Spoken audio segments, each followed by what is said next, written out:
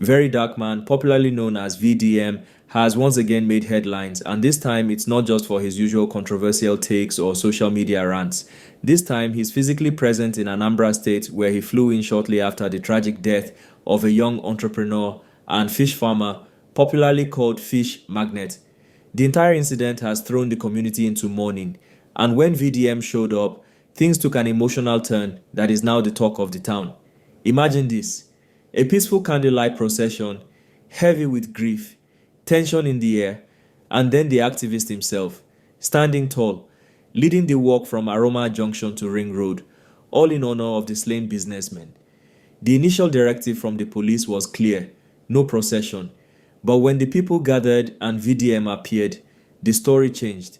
The same police who warned against the gathering ended up escorting it, turning the night into something close to a state-sanctioned vigil. The procession wasn't just symbolic, it was emotional, it was spiritual, and above all, it was a call to action. People who witnessed the event said they were moved beyond words. Videos went viral instantly. Some showed youths with tears in their eyes holding candles. Others showed placards calling for justice. And one particular scene where a man openly disagreed with VDM's bold statement, accusing the federal government of negligence, added spice to the event. That moment sparked heated conversations online. Was it right for VDM to call out President Tinubu by name during such a sensitive gathering? The man who left the procession obviously didn't think so. He felt it shifted the focus away from Fish Magnet's memory and turned the event into a political affair. But others believe VDM simply said what needed to be said, that the government must wake up to the reality of insecurity and youth disillusionment. Now here's where things take another twist. Barely 24 hours after the candlelight walk, a clip surfaced online showing VDM supposedly visiting Peter Obi's mansion in Anambra. No official confirmation, no sound from the video, but just the sight of VDM entering the compound was enough to throw the internet into a frenzy. Was it a courtesy visit? Was he invited? Was this a political alignment or just coincidence? Nobody knows for sure. What we do know is that VDM being linked, even visually, to someone like Peter Obi carries serious weight in Nigerian political commentary. It's like watching a new narrative unfold before our eyes. And people are paying attention, the youth especially. To them, VDM represents the voice they wish they had. A lot of folks have said that if not for his boldness, the whole Fish Magnet tragedy would have been buried like many others. They see him not just as an activist, but as a movement. Someone who says the hard things, does the hard things, and faces the heat without blinking. But with that comes its own risks. Critics are now wondering, is VDM becoming too powerful? Is he crossing the line from activism into political ambition? That visit to Peter Obi's house, even if unconfirmed, is enough for people to begin speculating. In a country like Nigeria, nothing is ever just casual. Everything has undertones. Everything carries implications. And let's not forget the core of this entire saga, the loss of Fish Magnet, a young man who, by every report, was doing well for himself, inspiring others, creating jobs through aquaculture, and still ended up as a victim of violent crime. What does that say about the state of our society? That even when you're doing the right thing, you're still not safe? People visited his office and were shocked at how much he had accomplished at such a young age. The facilities, the equipment, the clean environment, it all told the story of a hard-working man with a vision. One lady on TikTok broke down in tears just talking about what she saw. She couldn't believe someone like that was cut down in his prime. She said he chose responsibility, and that ended up being his only crime. These kinds of stories are becoming far too common. Bright young Nigerians who just want to succeed, who don't want to japa or join fraud, are being hunted down like they don't matter. And when someone like VDM decides to step in and amplify their story, you'd think the entire country would rally behind him. But no, some people are more concerned with optics. Why is he wearing this? Why is he shouting? Why did he visit Peter Obi? All those distractions when the real conversation should be, how do we stop this kind of death from happening again? The security agencies must do better. It's not just about issuing statements after the fact. We want prevention. We want safety. We want to be able to build businesses without fear of being kidnapped, killed, or forgotten. And the government needs to listen. Because every time a fish magnet dies, it chips away at the hope of millions. Young people see these things and begin to lose faith.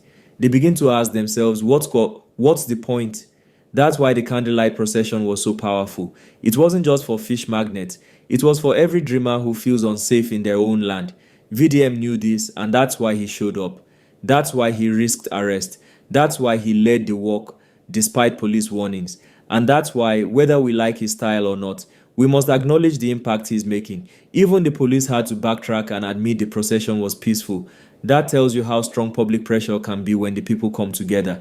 The truth is, we need more moments like this. Not the tragedy, of course, but the response, the unity, the boldness, the accountability, because it sends a message to the people in power that we're watching, we're hurting, and we won't be silent. Now, as we dig deeper into the public reaction to all this, one thing is very clear.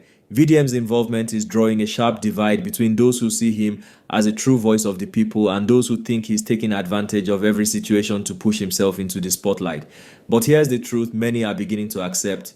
Nigeria is in desperate need of voices like his. For far too long, we've had issues swept under the rug.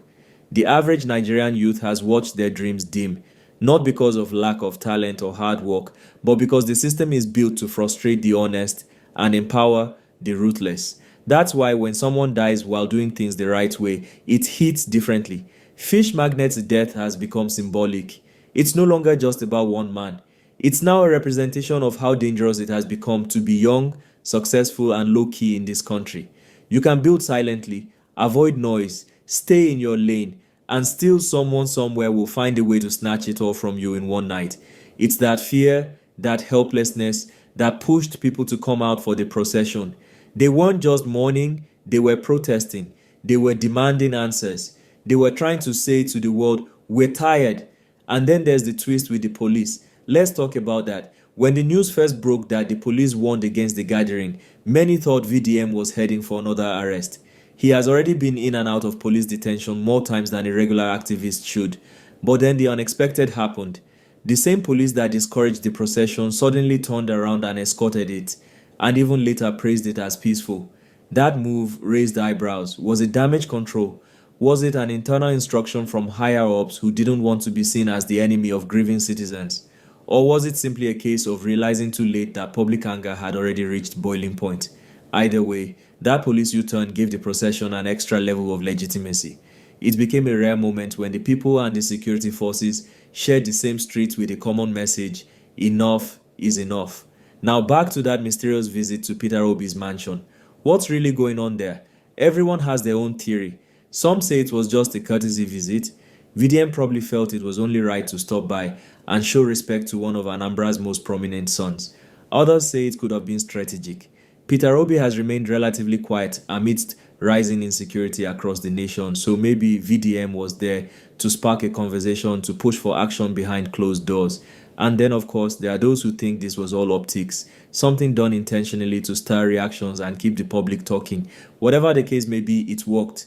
Because right now, everyone is talking about that visit. And why wouldn't they? We're in a country where perception matters almost more than reality.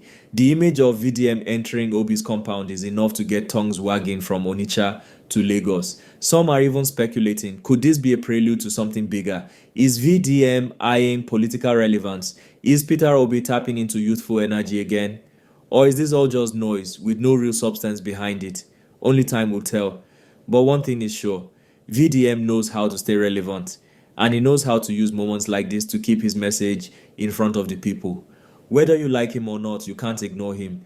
At the same time, we have to look at the wider implications. This story, this situation, this sequence of events, it's a wake-up call.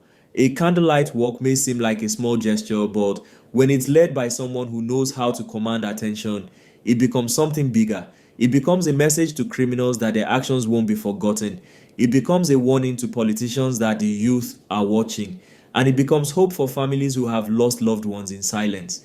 They now see that it's possible for one voice to shine light on a tragedy and bring national attention to a single act of injustice.